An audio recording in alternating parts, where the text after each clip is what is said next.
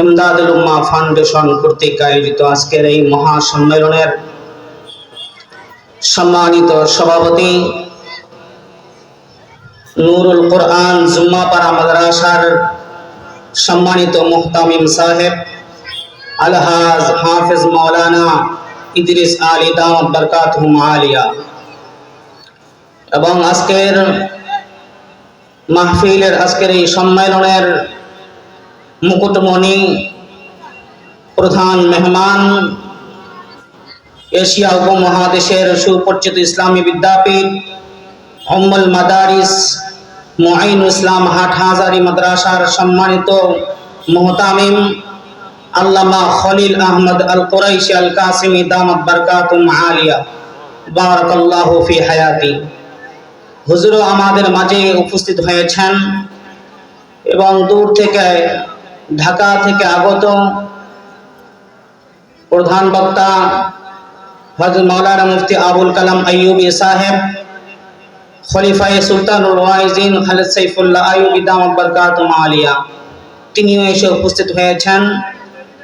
আরও উপস্থিত আছেন মুফতি ওমর ফারুক সাহেব দামাত বরকাতুহুম আলিয়া এবং আমার সামনে উপবিষ্ট দূর দূরান্ত থেকে ইসলাম প্রিয় মুহিব্বিন জাকলিন শাকলিন সর্বস্তরের ধর্মপ্রাণ মুসলমান বৃদ্ধ বাবাজিরা, যুবক ভাইরা ও ছোট স্নেহের কচিকাচা বাচ্চারা এবং ইলম পিপাসু তলবে ইলম ভাইরা এবং পর্দায় অবস্থিত সম্মানিতা মা ও বোনেরা, সর্বপ্রথম আল্লাহ তাবারক ওয়া তাআলার শুকরিয়া জ্ঞাপন করি যে আল্লাহ তাবারক ওয়া তাআলা শীতকালে রাতের অন্ধকারে হেঁটে হেঁটে এই মাহফিলে আসার তৌফিক দান করেছেন। এই জন্য কণ্ঠকে ছেড়ে দিয়ে বুক ভরা ভালোবাসা নিয়ে চিৎকার করে শুকরিয়া আদায় করি, বলি আলহামদুলিল্লাহ।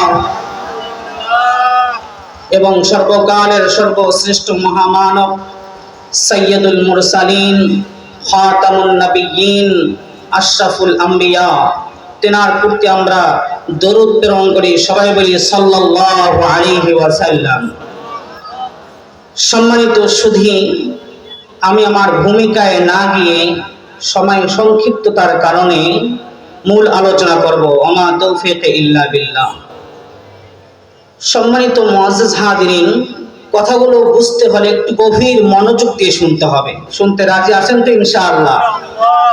আর যে সমস্ত বৃদ্ধ বাবাজিরা যুবক ভাইরা দাঁড়ায় আছে, এরা মনে হয় ভাগানোর পরিকল্পনা করছে। পালাবেন না থাকবেন? ভাগবেন না থাকবেন? থাকবেন তো ইনশাআল্লাহ? তাহলে একটা তাকবীর দিয়ে শুনাই দেন তো। পাগলা করে যারা এদিক সেদিক ঘোরাফেরা করছে তারা মনে করছে মাঠে মনে হয় লোক নাই, আসলে যে এরাই খাঁটি মুসলমান, এই জন্য এসে বসে গেছে, ওরা বুঝতে পারে নাই। এটা একটা তাকবীর দেন তো দেখি। নারে তাকবীর, নারে তাকবীর। ইসলামী সম্মেলন সফল হোক, সফল হোক, মাশাআল্লাহ। মূল আলোচনায় যাই। সম্মানিত সুধী, আল্লাহ তাবারক ওয়া তাআলা দুনিয়ার বুকে মানুষকে এত পরিমাণ নিয়ামত দিয়েছেন, এত পরিমাণ নিয়ামত দিয়েছেন, যেই নিয়ামতগুলোর শুকরিয়া আদায় করা সম্ভব না। শুধু নিয়ামতগুলোর শুকরিয়া আদায় নয়, বরঞ্চ এত পরিমাণ নিয়ামত দিয়েছেন যেই নিয়ামতগুলো গণনা করে শেষ করা যাবে। এত পরিমাণ নিয়ামত আল্লাহ তাআলা দিয়েছেন।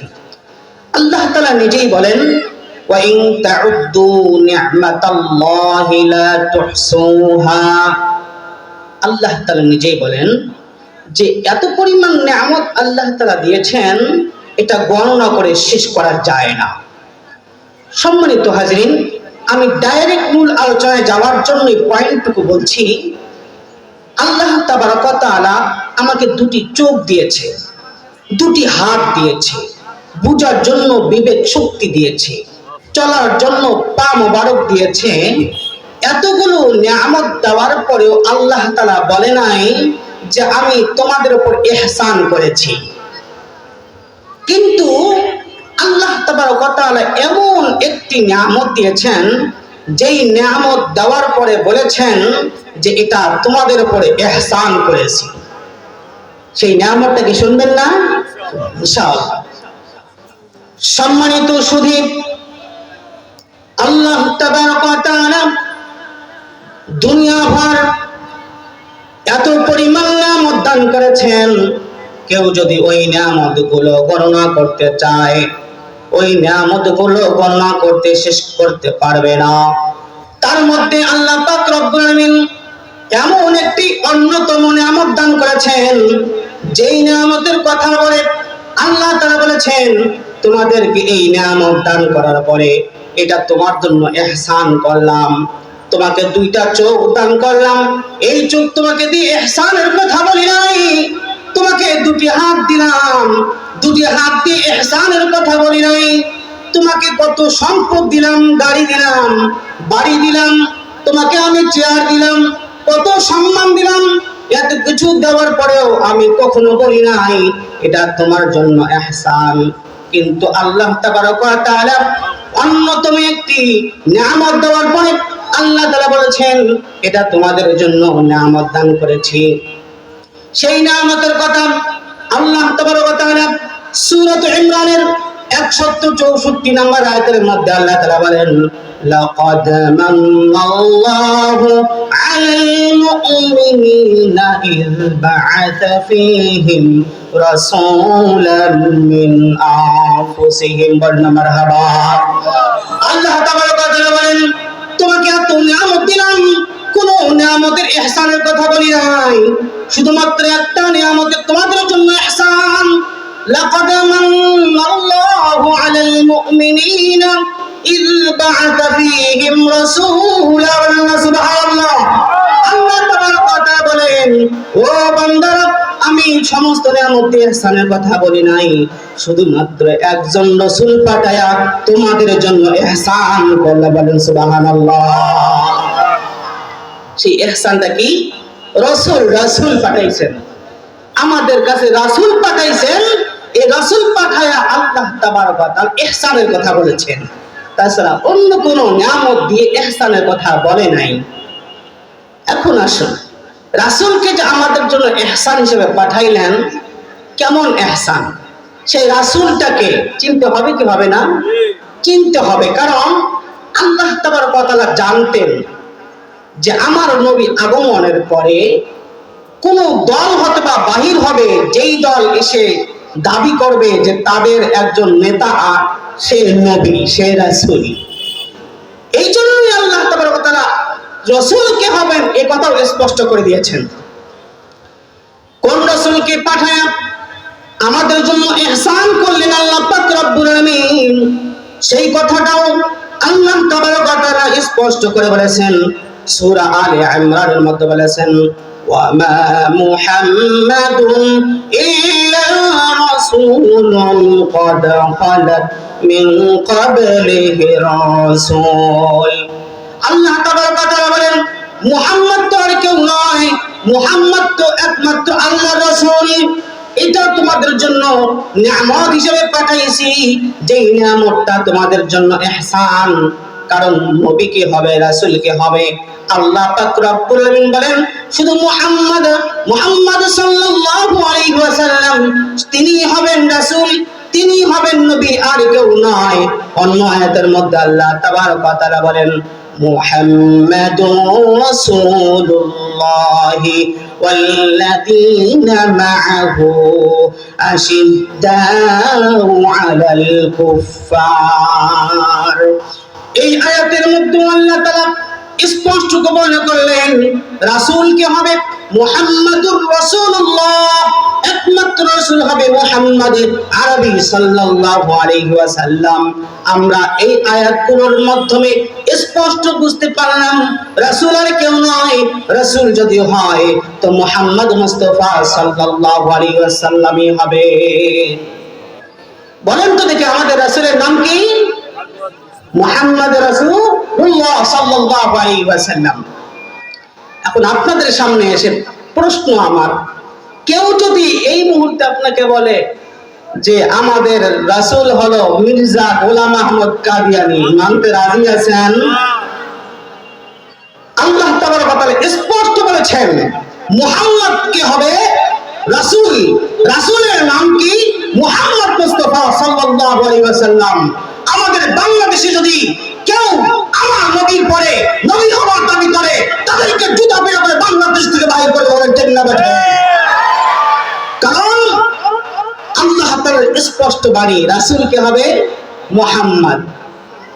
সম্মানিত শরীফ, আল্লাহ তাবারক ওয়া তাআলা রাসূলের বৈশিষ্ট্য মান করতে গিয়ে বলেন আমার রাসূল কেমন হবে?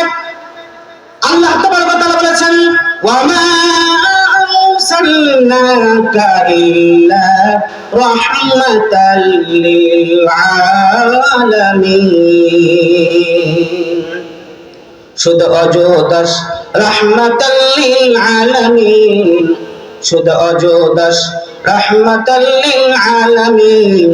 মসজিদে ও শুধু হামারো ইয়া জমিন। আল্লাহ তাবারক ওয়া তাআলা কে মুহাম্মদ যে রাসূল দুনিয়াতে প্রেরণ করলাম, তার অন্যতম একটা বৈশিষ্ট্য হলো তিনি হলেন রহমাতুল লিল আলামিন। তিনি সারা জগৎ, সারা বিশ্বের সমস্ত জগতের তিনি রহমত। বলেন সুবহানাল্লাহ। শুধুমাত্র রহমত মানব জাতির জন্য নয়, শুধুমাত্র রহমত জিন জাতির জন্য নয়, শুধুমাত্র রহমত জমিনের জন্য নয়, শুধুমাত্র রহমত আসমানের জন্য নয়। আল্লাহ তাবারক ওয়া তাআলা এমন একজন নবী পাঠাইলেন, যদি শুধুমাত্র মানব জাতির জন্য রহমত হইতো, জিন জাতিরা নারাজ হইয়া যাইত। যদি শুধুমাত্র জিন জাতির জন্য আল্লাহ নবী রহমত হইতো, তো পশু পাখিরা নারাজ হয়ে যাইত।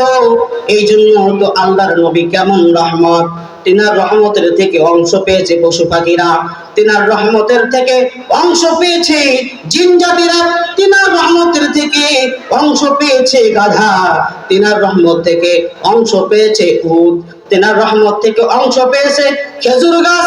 তাই তো খেজুর গাছ আল্লাহ নবীর থেকে আলাদা হওয়ার করে কান্না করে। আল্লাহ নবী খেজুর গাছকে জিজ্ঞাসা করে তুমি কান্না করো কেন, কান্না করো কেন? খেজুর গাছ বলে ইয়া রাসূলুল্লাহ, এতদিন মেম্বার ছিল না, আমার গায়ে টেক লাগাইয়া লাগাইয়া আপনি খুতবা প্রদান করিতেন।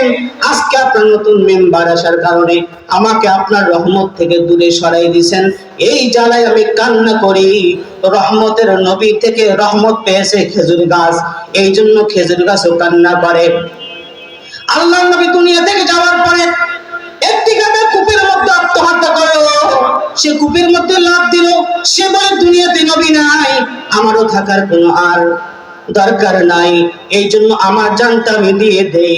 নবীর রহমত না থাকার কারণে গাধাও জান দেয়। আল্লাহ নবী রহমত থেকে পেয়েছে মায়েরা, এই জন্য তো আল্লাহ নবী বলে গেছেন আল জান্নাতু তাহতা আকাদামিল উম্মাহাত। মায়েদের পায়ের নিচে আল্লাহ তাআলা সন্তানদের জন্য বেহেশত রেখেছেন। মায়েরাও রহমত পেয়েছেন, কন্যা সন্তানরাও রহমত পেয়েছেন।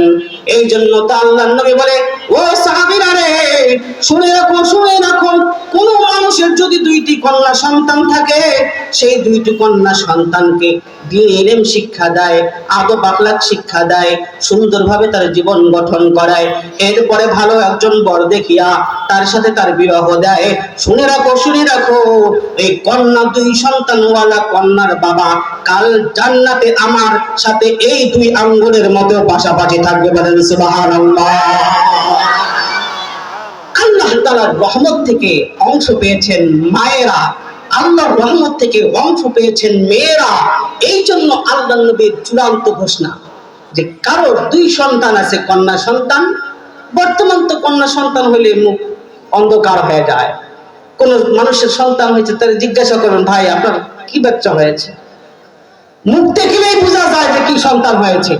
যদি ছেলে সন্তান হয়েছে তো মিষ্টি আনার জন্য বাজারে দৌড়ায়, কন্যা সন্তান হইলে মুখ অন্ধকার, কারণ কন্যা সন্তান হয়েছে। কিন্তু কন্যা সন্তান হলে আল্লাহ তাআলার নবীর রহমতের আশা আছে না নাই? আছে। কাল জান্নাতে, জান্নাতের মধ্যে একই সাথে থাকার আল্লাহ নবী ওয়াদা করেছে। বলেন সুবহানাল্লাহ। আল্লাহ নবীর রহমত থেকে রহমত পেয়েছে উট। তাই তো আল্লাহ নবী রাস্তা দিয়ে হেঁটে যায়, উট এসে আল্লাহ নবীর সামনে হাজির হয়ে মাথা নত করে নালিশ করে, ইয়া রাসূলুল্লাহ, ইয়া হাবিবাল্লাহ, আমার মুনিব আমাকে সারাদিন আমার দ্বারা কর্ম করায়, আমার দ্বারা কত বোঝ বহন উঠায়, কিন্তু আমারে ঠিক মতো খাইতে দেয় না। দিন দিন দুর্বল হয়ে পড়তেছি। ইয়া রাসূলুল্লাহ, আপনি একটা বিচার সালিশ করে যান। আল্লাহ রাসূল সাল্লাল্লাহু আলাইহি ওয়াসাল্লাম তার মুনিবকে ডাক দিয়ে বলে, ও উটের মুনিব, তুমি তোমার উটের মাধ্যমে কত কর্ম করায় নাও, কিন্তু তোমার উটকে তুমি ঠিকমতো খাদ্য খোরাক দাও না। তোমার উট আমার কাছে এসে নালিশ জানাইছে, আজ থেকে সুন্দর করে খানা দিবা, তোমার খেদমত ঠিক মতো করবে। সেই দিন থেকে মুনিব তার খাদ্য ঠিক মতো দেয়, উটু ওই মুনিবের খেদমত ভালো করে, বলে সুবহানাল্লাহ। এই আল্লাহ নবীর রহমত থেকে উটু রহমত পেয়েছে। আল্লাহ নবীর রহমত থেকে একজন এতিম সন্তানের রহমত পেয়ে পায়। একজন এতিমকে আল্লাহ নবী ধমকি দিতে নিষেধ করেছেন, ফাআম্মাল ইয়াতীমা ফালা তাকহার। আল্লাহ পাক রব্বুল আলামিন সূরা দুহার মধ্যে স্পষ্ট করে বলেছেন, হে নবী, কখনো কোনো এতিমকে আপনি ধমকাবেন না। আল্লাহর নবী সাল্লাল্লাহু আলাইহি ওয়াসাল্লাম ঈদের দিন সকালবেলা ঈদগাহে যাবেন, প্রতিমধ্যে একজন সন্তান কান্না করে। সন্তানের পাশে গিয়ে জিজ্ঞাসা করে, বাবা তোমার হয়েছে কি? সন্তান এবার কান্না মাখা আওয়াজে বলে, আমার কোনো বাবা নাই, আমার কোনো মাও নাই। ওই যে দেখা যায় সন্তানদেরকে তার মা বাবা এসে কোলে করে নিয়ে যে সুন্দর করে গোসল করায়া, আতর সুরমা লাগায়া, সুন্দর কাপড় পরিধান করায়া তাদেরকে ঈদের ময়দানে নিয়ে যায়। কিন্তু আমি তো হলাম ইয়াতিম, আমার বাবাও নাই, মাও নাই। এই জন্য আমি কান্না করি।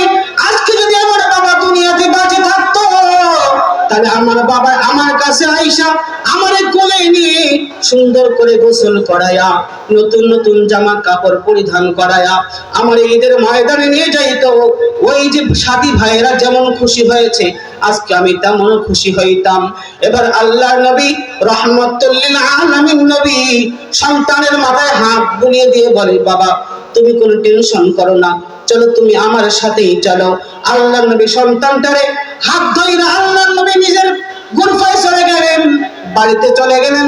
যাওয়ার পরে আম্মা জান আয়েশা সিদ্দিকা রাদিয়াল্লাহু তাআলা আনহাকে ডেকে বলছেন, ও আয়েশা, দেখো দেখো, আমি একজন আল্লাহর মেহমান নিয়ে এসেছি, তুমি তাকে সুন্দর করে গোসল করায়া, সুন্দর করে তাকে জামা কাপড় পরিধান করে দাও।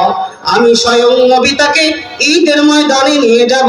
এবার আল্লাহর নবীর কথা শুনে আম্মা জান আয়েশা সিদ্দিকা রাদিয়াল্লাহু তাআলা আনহা সেই ছোট্ট বাচ্চাটাকে সুন্দর করে গোসল করায়া, একটি নতুন কাপড় ছিল, সেই নতুন কাপড়টার দুই টুকরা করিয়া একটা কাপড় তার পরনে দিয়া আর একটা কাপড় তার গায়ের মধ্যে দিয়া আল্লাহর নবীর সাথে দিয়ে দিলেন। আল্লাহর নবী এবার ওই সন্তানটা নিয়ে ঈদগাহের ময়দানে চলে গেল। আল্লাহর নবী সাল্লাল্লাহু আলাইহি ওয়াসাল্লাম যখন মিম্বারে বসে খুতবা দিবেন, এমন মুহূর্তের মধ্যে ওই ছোট্ট বালক বাচ্চা নিচে বসতে চাইল। আল্লাহর নবী কয়, না না, তুমি এখানে চলে আসো। আল্লাহর নবী সাল্লাল্লাহু আলাইহি ওয়াসাল্লাম ওই ছোট্ট বালক বাচ্চার নিজের সাথে বসাই নিলেন। বলেন সুবহানাল্লাহ। কতই না ভাগ্য ওই সন্তানের, যে সন্তানের হাত ধরে নবী নিজের পাশে বসাইছে। ওই কতই না সন্তানের, ওই ভাগ্য ওই সন্তানের, যেই সন্তানের লালন পালনের দায়িত্ব নবী নিয়েছে। এবার নবী সাল্লাল্লাহু আলাইহি ওয়াসাল্লাম মিম্বারে বসিয়া সাহাবায়ে কেরামদেরকে বলে, ও সাহাবীরা রে, শুনে রাখো, শুনে রাখো, যদি কখনো কোন ইয়াতিমের সাক্ষাৎ পাও, যদি কখনো ইয়াতিমকে দেখতে পাও, তাকে তোমরা ধমকি দিবা না, বরঞ্চ তার দেখা পাওয়ার পরে যদি তার মাথায় হাত বুলে শুধুমাত্র স্নেহ করো, আমি নবী গ্যারান্টি দিলাম কাল জান্নাতে এই দুই আঙ্গুলের মতো আমরা পাশাপাশি থাকিব। বলেন সুবহানাল্লাহ। ইয়াতিমকে স্নেহ করবেন তো? নাস্তা খাওয়াতে হবে না, তার পকেটে 10 টাকা দিতে হবে না, শুধুমাত্র এতিমের পাশে বসিয়া তার মাথায় হাত বুলিয়ে দিবেন। তো আল্লাহর নবী বলেছেন যে উম্মত আমার এতিম সন্তানকে দেখার পরে তাকে স্নেহ মাত্র করে, তাহলে কাল কিয়ামতের জান্নাতে আমরা এই দুই আঙ্গুলের মতো পাশাপাশি থাকবো। বলেন সুবহানাল্লাহ। রাহমাতাল লিল আলামিন নবী, রাহমাতাল লিল আলামিন কোরআনে প্রমাণ, আশিক বিনে কে বুঝিবে দয়াল নবীর শান, আশিক বিনে কে বুঝিবে আমার দয়াল নবীর শান। নবী আমার মদিনারি বুলবুল, আমার আল্লাহ ভালোবেসে নামটি দিলেন মুহাম্মদ রাসূল। নবী আমার মদিনারি বুলবুল, আমার আল্লাহ ভালোবেসে নামটি দিলেন মুহাম্মদ রাসূল। সেই নবীকে ভুল বুঝিলে, সেই নবীকে ভুল বুঝিলে হারাবে ঈমান, আশিক বিনে কে বুঝিবে আমার দয়াল নবীর শান, আশিক বিনে কে বুঝিবে আমার দয়াল নবীর শান। বলুন মারহাবা। ভালো লাগে? মানুষদেরকে ছন্দ শুনাইলে আর সুরদি শুনাইলে খুব ভালো লাগে, এমনিতে ওয়াজ শুনতে চায় না।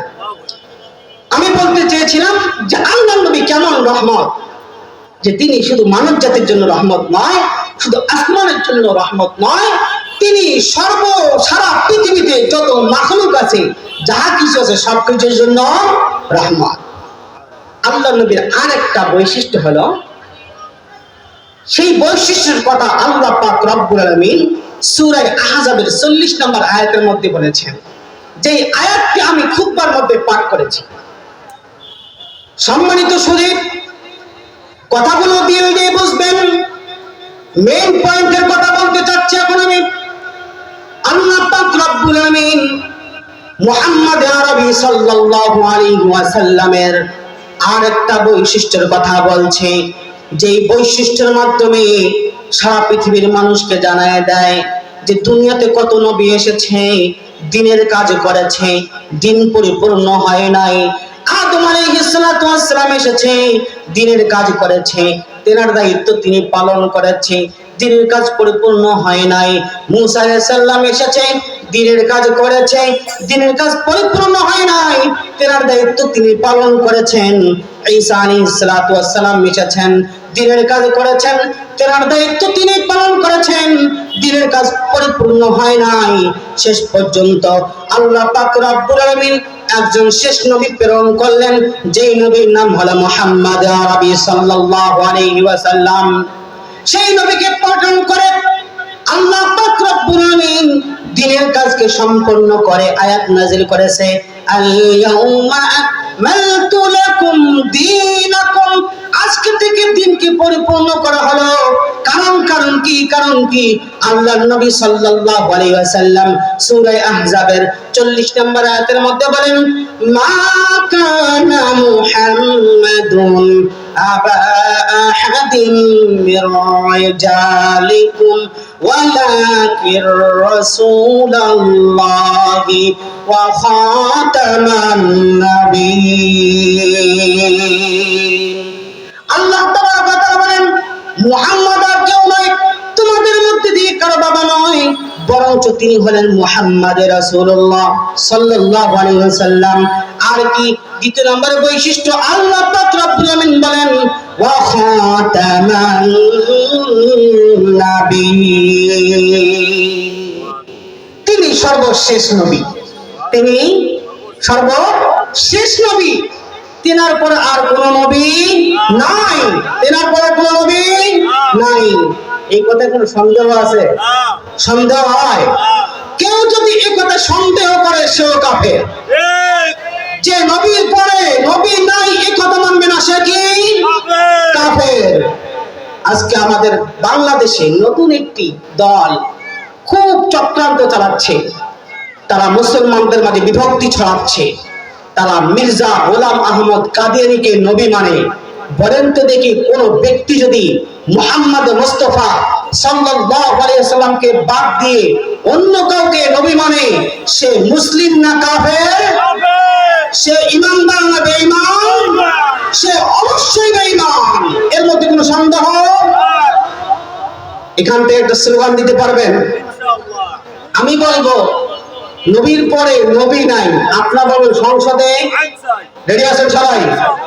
নবীর পরে নবী নাই, সংসদে আইন চাই। ভয় লাগে আওয়াজ দিতে, এত ভীত ভীত মতো লাগতেছে। একটু জোর আওয়াজে চিল্লায় বলতে পারবেন তো ইনশাআল্লাহ? নবীর পরে নবী নাই, সংসদে আইন চাই। ক্লিয়ার কথা। সংসদে আইনটা বাস্তবায়ন করতেই হবে। শাহআতাউল্লাহ বুখারী রাহমাতুল্লাহি আলাইহি, তিনি তিনার জামানার একজন প্রখ্যাত ওয়াইজ ছিল। তিনার বয়ান শুনে সবাই তার দিকে জাদুর মতো ধাবিত হইত। তিনি এমন একজন ব্যক্তিত্ব ছিলেন, তিনি সারা জীবন কাদিয়ানীরা কাফের এই নিয়ে তিনি স্লোগান করেছেন, মিছিল করেছেন, মিটিং করেছেন।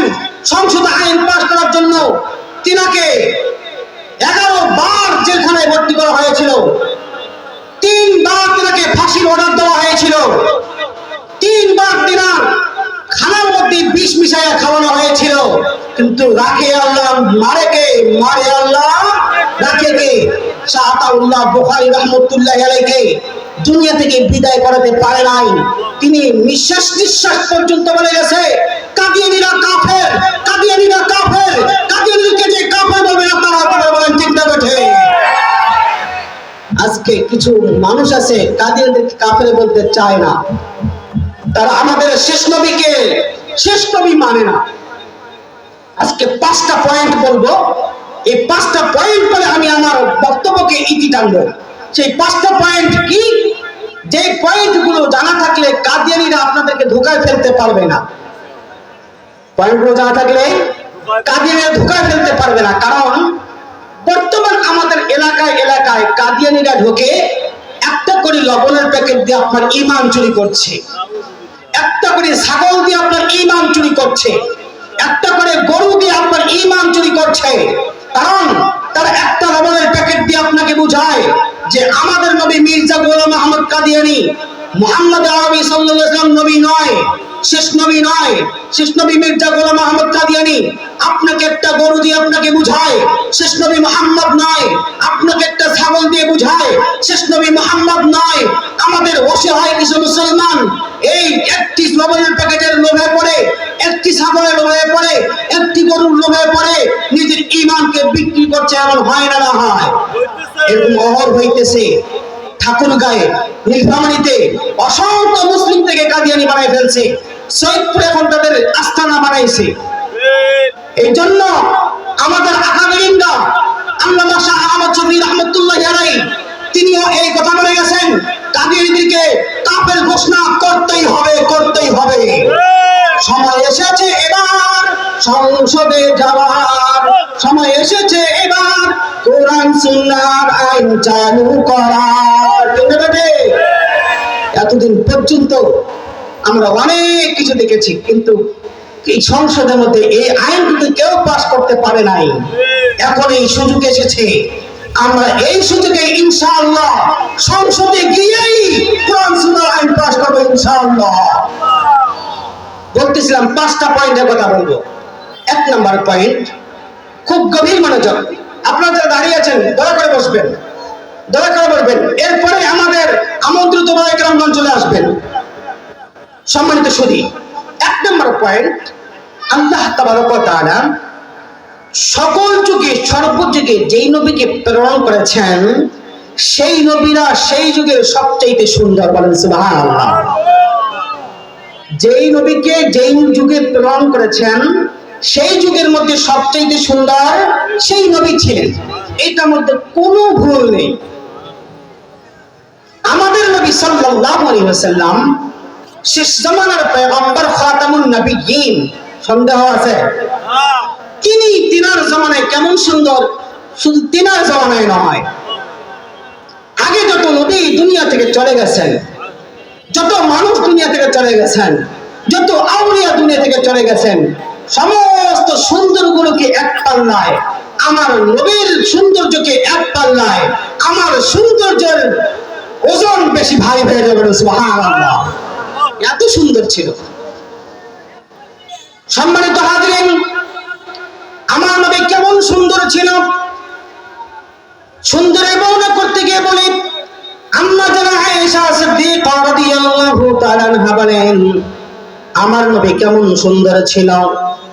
কয় জুলাইখার যে সমস্ত বাদীরা ছিল, এই বাদীরা ইউসুফ আলাইহিস সালামকে দেখে নিজের হাত কেটেছিল। জুলাইখার বাদীরা ইউসুফ আলাইহিস সালামের সৌন্দর্য দেখে নিজের হাত কেটেছে। আর আল্লাহ নবীর স্ত্রী আম্মা জানা আয়েশা বলে, লাওয়াহি জুলাইখা লাউ রাআইনা জাবিনাহু লাআতারনা বিলকতইল কুলুবি আলাল আইদি। আম্মা জান আয়েশা সিদ্দিকা রাদিয়াল্লাহু তাআলা বলেন, জুলাইখার বাদীরা ইউসুফ আলাইহিস সালামকে দেখে হাত কেটেছে। আর ওই জুলাইখার বাদীরা যদি আমার নবীরে তারা দেখতো, তাদের হাত নয় তাদের কলবকে তারা চিরে ফেলতো। বলেন সুবহানাল্লাহ। আল্লাহ নবী এত সুন্দর ছিল। আল্লাহ নবী কেমন সুন্দর ছিল। হাসান ইবনে সাবিত কত সুন্দর বলেছেন, ওয়া আহসানা মিনকা লাম তারা কাত্তু আইনি, ওয়া আহসানা মিনকা লাম তারা কাত্তু আইনি, ওয়া আজমালা মিনকা লাম তালিদিন নিসা, খুলকাতা মুবাররাআন মিন কুল্লি আইবিন, খুলিকাতা মুবাররাআন মিন কুল্লি আইবিন, কাআন্নাকা ক্বাদ খুলিকাতা কামা তাশা। বল মারহাবা। আম্মা জান আয়েশা বর্ণনা আছে, হাসান ইবনে সাবিত বলে, আমার নবী কেমন সুন্দর ছিল, আল্লাহ নবী সাল্লাল্লাহু আলাইহি ওয়াসাল্লাম কেমন সুন্দর ছিল। বলেন, ওয়া আহসানা মিনকা লাম তারাকাতু আইনি, কই নবী গো আপনার মতো সুন্দর এ পর্যন্ত আমার চোখেও দেখে নাই। বলেন সুবহানাল্লাহ। কেমন সুন্দর। ওয়া আজমালা মিনকা লাম তালিদিন নিসা। হাসান ইবনে সাবিত বলে, এতদিন যাবত যত মায়েরা যত সন্তানকে জন্ম দিয়েছে, কিয়ামত পর্যন্ত যত সন্তানরা দুনিয়াতে আসবে, আপনার মতো সুন্দর আর কোন মা কোন সন্তান জন্ম দেবে না। সুবহানাল্লাহ। আরো বলেন যে, খুলিকাতা মুবাররাআন মিন কুল্লি আইবিন, কাআন্নাকা ক্বাদ খুলিকাতা কামা তাশা। হাসান ইবনে সাবিত বলেন যে, কেমন জানি আপনাকে আল্লাহ তাবারক ওয়া তাআলা সমস্ত দোষ মুক্ত তৈরি করেছেন, আর কেমন জানি আপনি যেমন চেয়েছেন তেমনই আল্লাহ তাআলা আপনাকে তৈরি করেছেন। বলেন সুবহানাল্লাহ। আল্লাহর নবী কেমন সুন্দর ছিলেন। আম্মা জানা আয়েশা বলে, লানা শামসুন ওয়ালিল আফাকি শামসুন ওয়া শামসি আফদাল শামসিস সামাই। দুনিয়ার মানুষের একটা রবি আছে না নাই, সূর্য আছে না নাই? দুনিয়ার মানুষের সূর্য আছে, আমারও একটা সূর্য আছে, কিন্তু পার্থক্য হলো দুনিয়ার মানুষের সূর্যের চেয়ে আমার সূর্য অনেক ভালো। সুবহানাল্লাহ। কেমন সুন্দর ভালো। দুনিয়ার মানুষের ওই যে সূর্যটা সকালবেলা ফজরের পর উদিত হয়, আর আমার সূর্য যেটা সেটা দিনের বেলায় নয়, রাতের অন্ধকারে উদিত হয়। বলেন সুবহানাল্লাহ। আল্লাহ নবীকে সূর্যের সাথে তুলনা দিয়েছে। কত সুন্দর ছিলেন আল্লাহ নবী। আপনাদেরকে একটা কথা বলি, আল্লাহ তাবারক ওয়া তাআলা দুনিয়াতে কোন নবীকে দোষ যুক্ত বানায় নাই, দোষ যুক্ত বানায় নাই, দোষ মুক্ত বানাইছেন। বলেন তো, আমাদের হাইওয়ে রোডে যে গাড়িগুলো চলে, এই গাড়িগুলোর দুই সাইডে দুইটা হেডলাইট থাকে না? যদি একটা হেডলাইট ভাঙা থাকে, ট্রাফিক ওই গাড়ির রোডে চলতে দিবে না, কারণ তার একটা হেডলাইট নষ্ট। ঠিক দুনিয়াতে আল্লাহ তাআলা কখনো এক হেডলাইট ওয়ালা নবীকে দিয়ে কখনো নবুয়তি চালায় নাই। মির্জা গোলাম আহমদ কাদিয়ানী, তার একটা চোখ ছিল অন্ধ, একটা চোখ ছিল অন্ধ। এই অন্ধ দুনিয়াতে এসে আর নবীর পরে নবী হওয়ার দুঃসাহস করেছে। যারা দুনিয়াতে আমার বাংলাদেশে নবীর পরে মির্জা গোলাম আহমদ কাদিয়ানীকে নবী বলবে, তাদেরকে আমরা এখান থেকে ঘোষণা করতে চাই, তারা কাফের, তারা কাফের, তারা কাফের। আমরা একটাই আইন এখান থেকে চালু করতে চাই। সম্মানিত সুধী, আল্লাহর নবী দুনিয়াতে এসেছেন দোষমুক্ত, এরকম কানা দাজ্জাল কানাদারকে আল্লাহ তাআলা কখনো নবী বানাতে পারে? এই কানাদার যেন অবস্থা কেমন হয়েছে জানেননি? মির্জা গোলাম আহমদ কাদিয়ানীর যারা অনুসারী তাদেরকে জিজ্ঞাসা করবেন, বলেন তো দেখি আপনার ওই যে মির্জা গোলাম আহমদ কাদিয়ানীর দাফন কোথায় হয়েছে? স্পষ্ট ইতিহাস সাক্ষী, মির্জা গোলাম আহমদ কাদিয়ানীর দাফন হয়েছে ডাইরেক্ট ডাস্টবিনে। কথা বলেন ঠিক না ঠিক? বলেন তো দেখি দুনিয়াতে কোন নবীকে আল্লাহ তাআলা লাঞ্ছিত করে মৃত্যু দিয়েছে? সমস্ত নবীরা শহীদে মৃত্যু পেয়েছে, শাহাদাত বরণ করেছে, কিন্তু মির্জা গোলাম আহমদ কাদিয়ানী কুখ্যাত জালেম কানাদার, এই দাজ্জালের মৃত্যু হয়েছে ডাস্টবিনে পড়ে। কিসে পড়ে? ডাস্টবিনে পড়ে।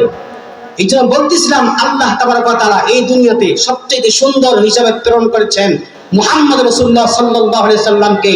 তেনার পর আর কোন নবী হতে পারে?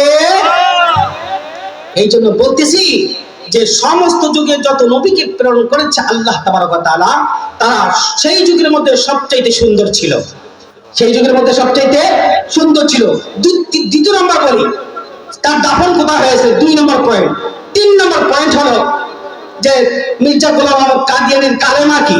সমস্ত নবীদের একটা কালেমা আছে না? আমাদের কালেমা কি? লা ইলাহা ইল্লাল্লাহ মুহাম্মাদুর রাসূলুল্লাহ। তাদের কালেমা কি? কালেমা নাই। কোন কিতাব নাযিল হয়ে তারপর? কোন কিতাব আছে? কোন কিতাব নাই। এই পয়েন্টগুলো তাদেরকে বলবেন, কোন জবাব দিতে পারবে না। এই জন্য আমরা এখান থেকে বলবো, শামসুল হক ফরিদপুর রহমতুল্লাহি আলাইহি, শেখ মুজিবুর রহমান তিনি যখন শাসন আমল পাবেন, তার আগে তেনার হাতে ওয়াদা করেছিল যে আপনি যদি কখনো ক্ষমতায় আসেন, ক্ষমতায় আসার পরে কাদিয়ানীদেরকে কাফের ঘোষণা করবেন। কিন্তু তিনি এসেছেন, এই দেশকে পরিচালনা করেছেন, কাদিয়ানীদেরকে কাফের ঘোষণা করে নাই। আরো কত কত নেতারা আসলো গেল, আমরা কত ভাবে আমাদের আলেম ওলামারা আকাবিররা কত ভাবে এটা নিয়ে মিছিল মিটিং সংসদ আইন আন্দোলন করেছে, কেউ এই আইনকে পাস করে নাই।